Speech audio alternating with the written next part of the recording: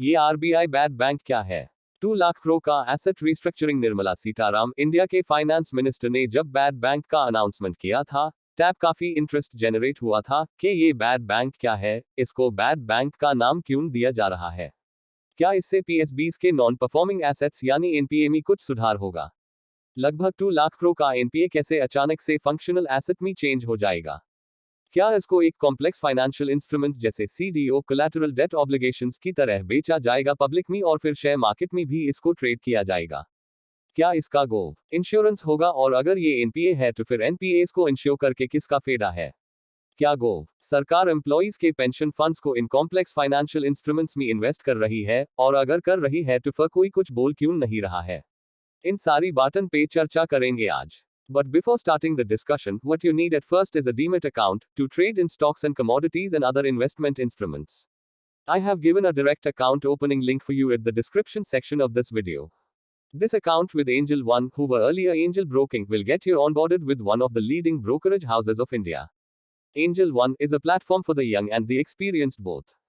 Here, you will get handheld trading by the Angel One experts, the ability to create a portfolio that is curated keeping in mind your salary, your investment needs, and your risk appetite. You will get your hands on to cutting edge tools like Smallcase, SmartAPI, where you can do high frequency trading with algo trading. Not just that, you can invest in your favorite mutual funds, insurance policies, etc., when you open your account with Angel One.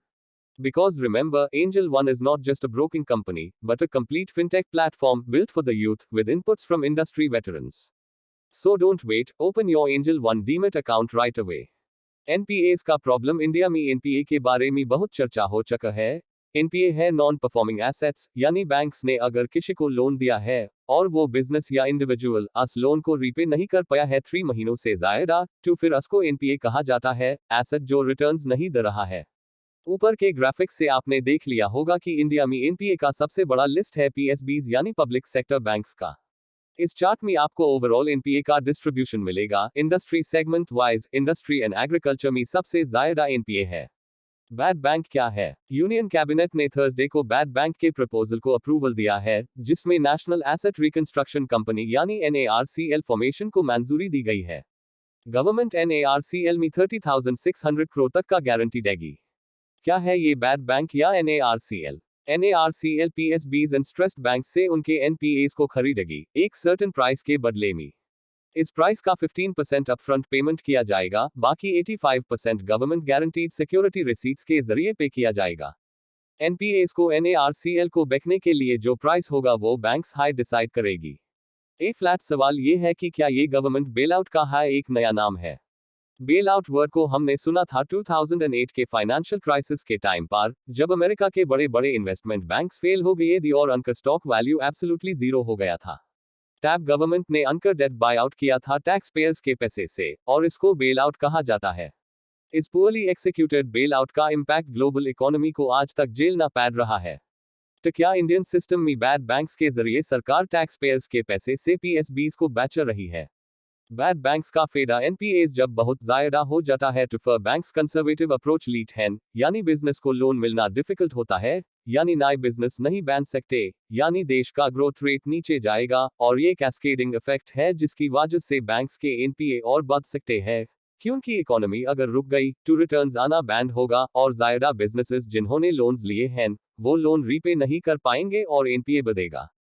इसलिए NPS को अगर restructure करके निकल दिया जाए तो banks के financial records better दिखेंगे, उनके रिटर्न्स एंड क्वार्टर रिजल्ट्स जैसे हाई बेटर दिखेंगे, वेज हाई शेयर प्राइस बढ़ेगा, और वेज हाई ना इन्वेस्टर्स बैंक्स को पैसे देंगे। लेकिन क्या ये एंड में फायदा देगा? इंडिया में टोटल बैड लोन्स का अमाउंट है 2 लाख करोड़। ये पूरा अमाउंट एनएआरसीएल रिस्ट्रक्चर करेगा, वो भी बैंक्स जो प्राइस कोट करेगी उस प्राइस में। अगर प्रोसेस को सिंप्लीफाई किया जाए तो अन बैंक्स को कभी प्राइस कोट करने नहीं देना चाहिए, जिनके पुअर प्रैक्टिसेस के वजह से एनपीएस का अलार्मिंग रेट पे राइज देखा गया। दूसरा, जब एनएआरसीएल इसको खरीदेगी तो फिर वो पैसा सरकार या आरबीआई हाई देगी, क्योंकि ये सरकारी कंपनी है, यानी ये एक तरीके से बेल आउट का दूसरा नाम हुआ। क्या 15% अपफ्रंट पैसा जो एनएआरसीएल देगी उसको देने से पहले इन एनपीएस की जांच नहीं कर देनी चाहिए कि कौन सा खरीदने लायक है और कौन सा एनपीए कभी रिकवर नहीं हो सकता?